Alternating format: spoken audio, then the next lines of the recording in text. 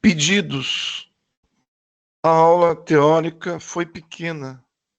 Dona Isaura nos explicou que estudaríamos os pedidos que encarnados e desencarnados fazem a santos, almas ou espíritos, a Jesus, a Nossa Senhora, etc. São tantos os pedidos que nas colônias há departamentos onde eles são estudados e encaminhados a equipes que irão atendê-los. Esses pedidos são feitos, ora com fé, ora querendo facilidades entre os encarnados, disse Dona Isaura.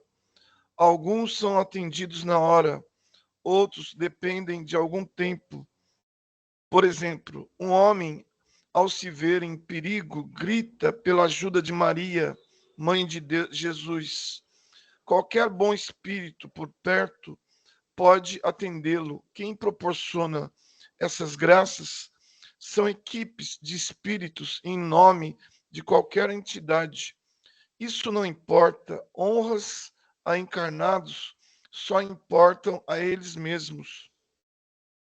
A nós, trabalhadores do bem, desencarnados, só importa o bem que fazemos. Fazer promessas é errado, indagou Glória. Muitos fazem de boa fé, mas já é tempo de se entender que não se podem trocar bens materiais por favores espirituais. É muito mesquinho. Você faz isto, que faço aquilo. Pode-se pedir, mas sabendo que, se for atendido, não precisará dar nada em troca. Bastará agradecer. O que é certo pedir? Ivo perguntou. O mais certo é fazer por si mesmo, mas pode-se pedir para melhorar, para ter paciência, ter forças, sabedoria, para trocar vícios por virtudes. Isto é mais viável. Muitas pessoas fazem promessas, disse Joaquim. Minha mãe fez uma para eu cumprir, mas desencarnei e não a realizei. Ela achou por isso que eu estava no inferno. Sofria e transmitia a mim sua agonia. O padre aconselhou que ela mesma cumprisse. Mamãe cumpriu e me deu sossego. Senti muito quando ela me imaginava no inferno. O não cumprimento do que se prometeu incomoda a si mesmo. Conheço pessoas que desencarnaram e não têm sossego, ficam a vagar com aflição por não terem cumprido uma promessa. Outros não cumpriram e até se esqueceram, socorridos ao lembrar, aprendem que esse fato não interfere no auxílio quando desencarnam. Bons espíritos não cobram. É nosso costume cobrar de nós mesmos, mas já que prometemos, trocamos favores, recebemos a ajuda do outro. É honesto cumprir. Não se pode prometer algo para outro cumprir.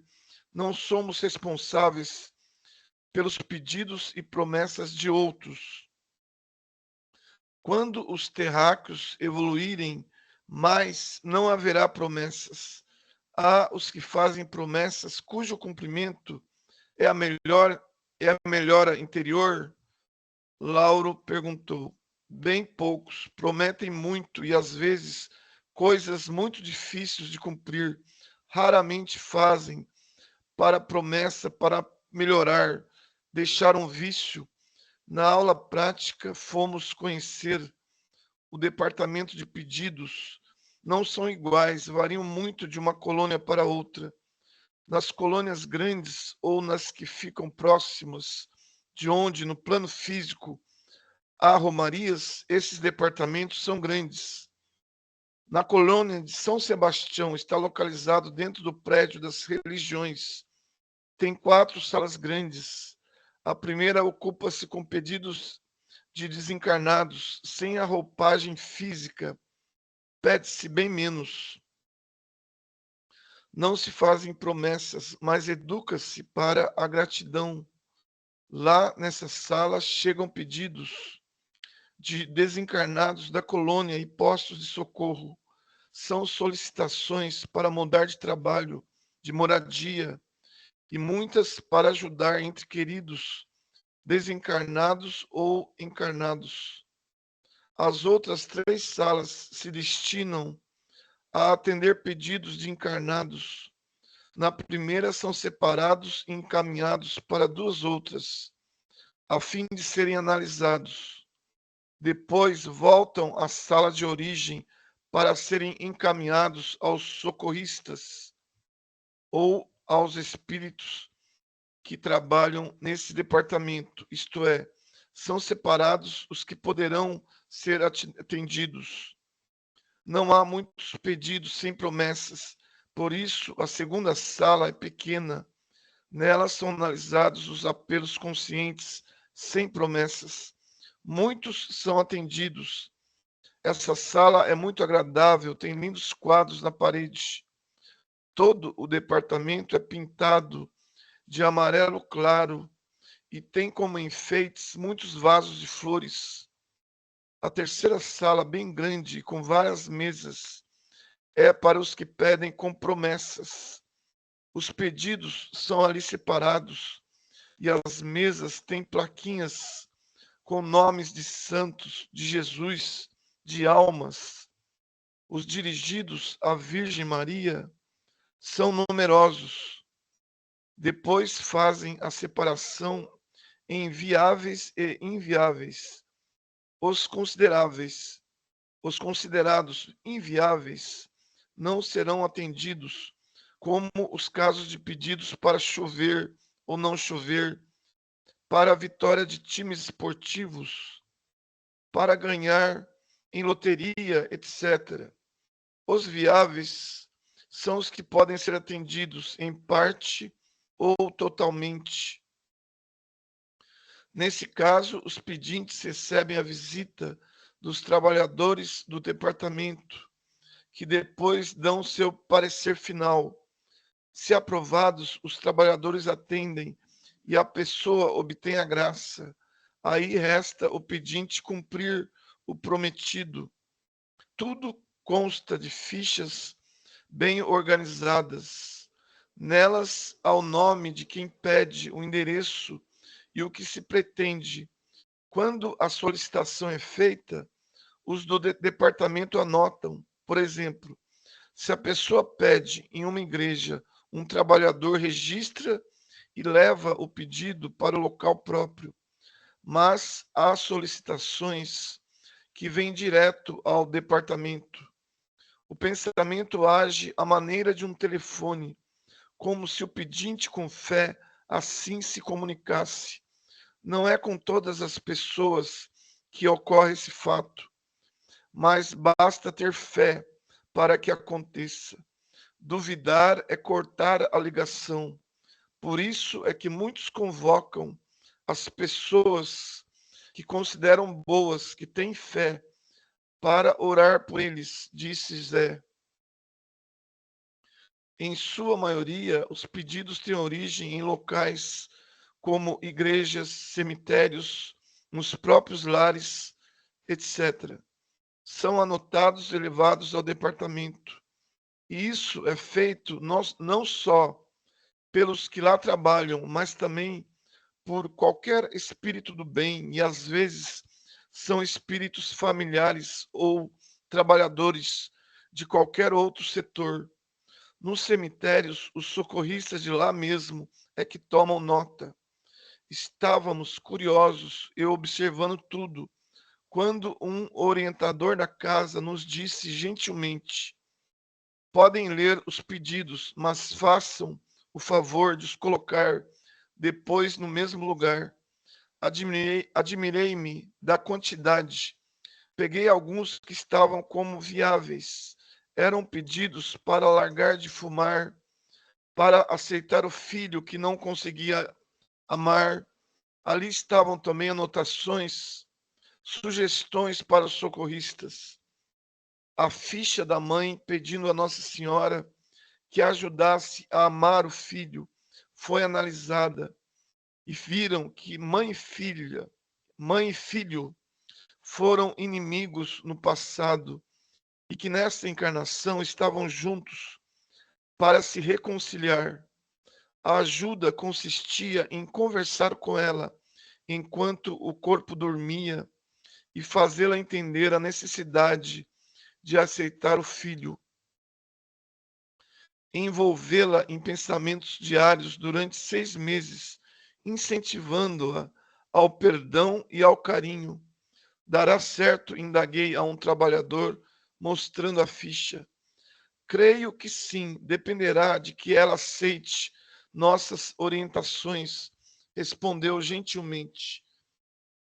Pede-se muito e a pilha de solicitações inviáveis era grande. Peguei algumas para ler. Numa delas, uma senhora rogava às almas do purgatório ajuda para que o marido não descobrisse que ela o traíra. Rezaria 3 terços no cemitério. Em outra, um rapaz pedia a Santo Antônio que o ajudasse a se casar com uma moça rica e bonita. Iria à missa uma vez por mês durante toda a vida. Certa moça suplicava à Virgem Maria que a livrasse de estar grávida. Era solteira.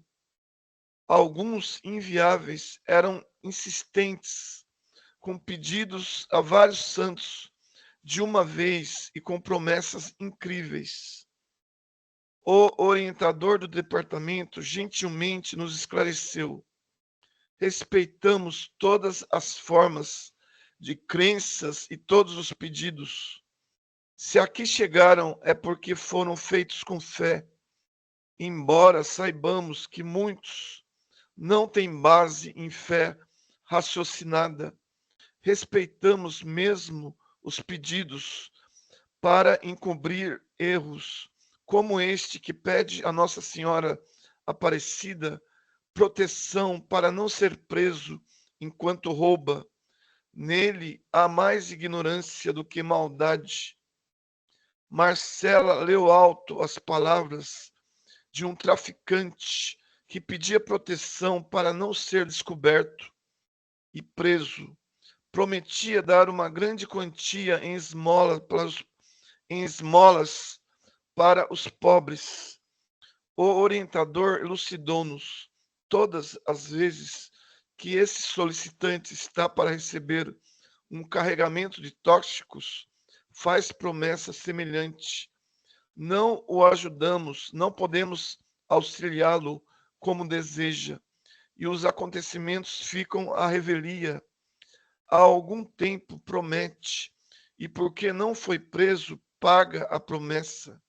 Já tentamos ajudá-lo, incentivando-o a mudar a forma de viver, a deixar de traficar, mas, infelizmente, não é isso que quer, pois gosta do que faz. Após analisar tudo, saímos com um grupo de socorristas que ia atender algumas solicitações. O primeiro caso era o de um senhor pedindo que sarasse. Estava no hospital, tinha câncer em estado adiantado, não obteria a cura do corpo, seu pedido não seria atendido, mas o auxiliariam de outra forma. Os socorristas iriam assisti-lo e incentivá-lo a ter bons pensamentos e a resignar-se.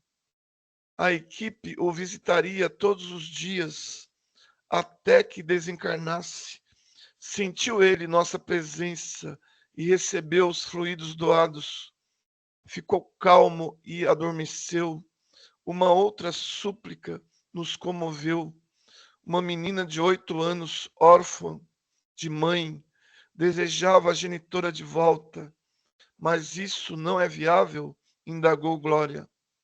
O pedido, sim, respondeu Frederico, mas não ajuda. Os socorristas também irão, por um determinado tempo, visitá-la todos os dias, consolando-a e ajudando-a a aceitar a desencarnação da mãe. Já outra senhora queria ajuda, porque se sentia mal, com falta de ar. A seu lado estava um desencarnado a vampirizá-la. Os socorristas fizeram-se visíveis a ele, conversaram e o convenceram a ir para um posto de socorro. Depois fomos ver como se anotam as fichas. Era em uma igreja, naquela hora da tarde, estava quase vazia. Só um trabalhador do bem ali se encontrava. Aproximamo-nos de uma senhora que orava com fé aos pés do altar do coração de Jesus. O trabalhador do bem anotava seu pedido enquanto ela orava. Queria que o filho fosse aprovado na escola. E essa senhora será atendida? Perguntou Ivo ao trabalhador. Os trabalhadores do departamento podem ir até o filho e incentivá-lo a estudar. Às vezes pode estar com algum problema de saúde ou com algum desencarnado atrapalhando. Nesse caso, aconselha-se a mãe, em forma de intuição, a procurar um médico ou um centro espírita. Sabendo a causa, podem os trabalhadores achar uma solução, mas se for preguiça, só pode ser incentivado. Ninguém irá fazer o que lhe compete estudar. Depois fomos a um lugar de romaria. Ali muitas pessoas pagavam promessas ou pediam graças. As súplicas eram diversas. Desejavam obter facilidades, riquezas. Algumas eram comoventes, pediam saúde, melhora de caráter. Estas últimas, aliás, geralmente eram feitas para outras pessoas, como a esposa que desejava que o companheiro largasse a bebida e o filho o tóxico. Em lugares de romarias, há equipes grandes de trabalhadores. Os pedidos são encaminhados normalmente ao departamento de uma colônia. Se o local é muito frequentado, o departamento fica ali mesmo, como em Aparecida do Norte.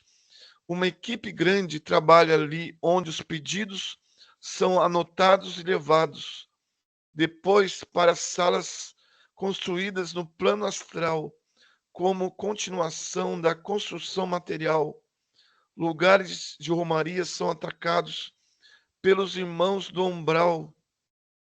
Perguntou Cida. Sim, por isso os trabalhadores são também guardas, e o local está equipado com raios elétricos, respondeu Raimundo. O que acontece se o raio atingir um encarnado? Joaquim perguntou.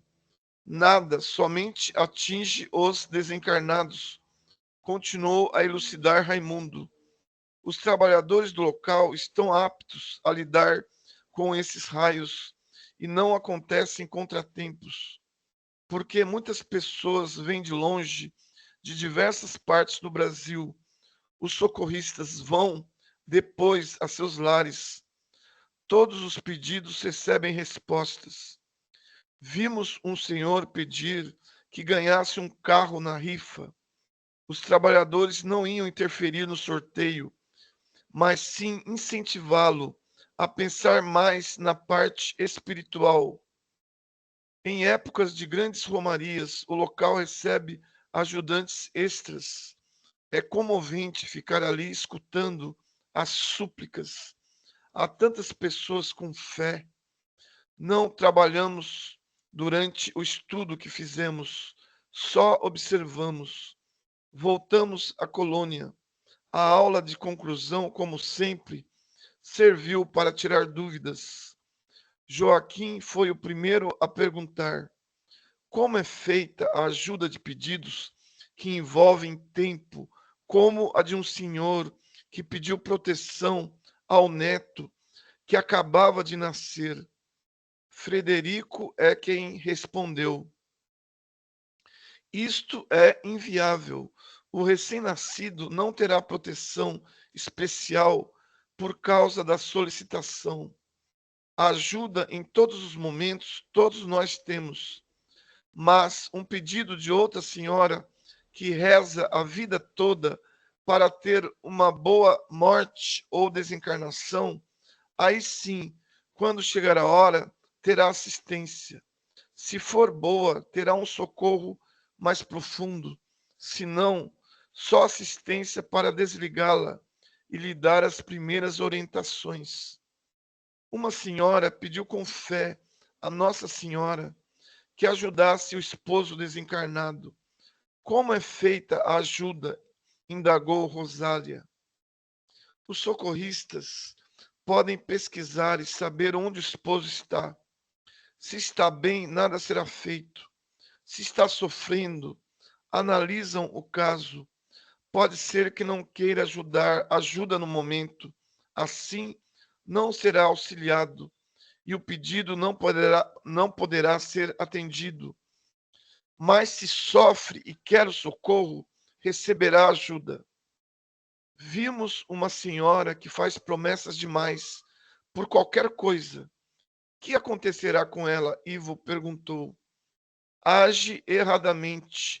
Já tentaram instruí-la, orientá-la para que mude. Os pedidos de acontecimentos do dia a dia seguem seu curso. Os trabalhadores não podem perder tempo com isso. Vamos desejar que ela mude, mas se não o fizer, nada acontecerá a ela. Vimos que não age de má fé.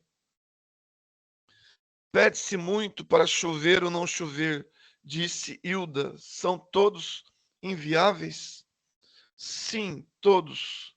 Impressionei-me com uma senhora que rogava para morrer, mas desencarnar-se, disse Lauro.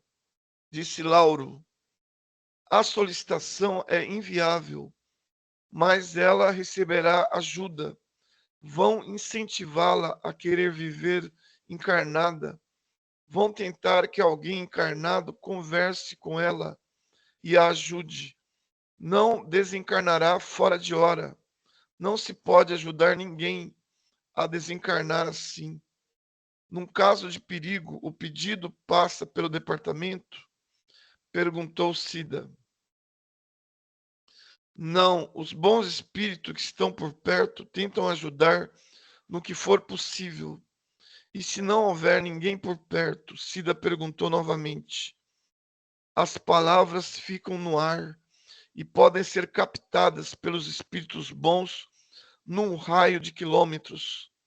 Pode o pedido ir ao departamento em questão de segundos e o pessoal de lá avisar uma equipe que esteja trabalhando na Terra. Volitando rápido, o socorro acontece imediatamente.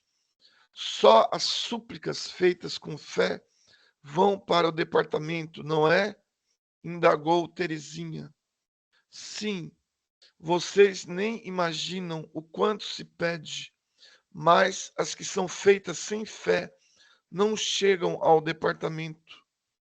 Se alguém fizer promessa e o pedido não for para o departamento, mas acontecer de dar certo, a pessoa tem que cumprir a promessa? James indagou. Quem fez a promessa não irá saber desse detalhe. Promessa não cumprida incomoda a si mesmo. Promessas de pedidos que o pessoal do departamento atende em nome de Jesus, de Maria, de santos, etc. Não interessa se foram cumpridas ou não. Para os trabalhadores, basta fazer o bem, realizar um bom trabalho.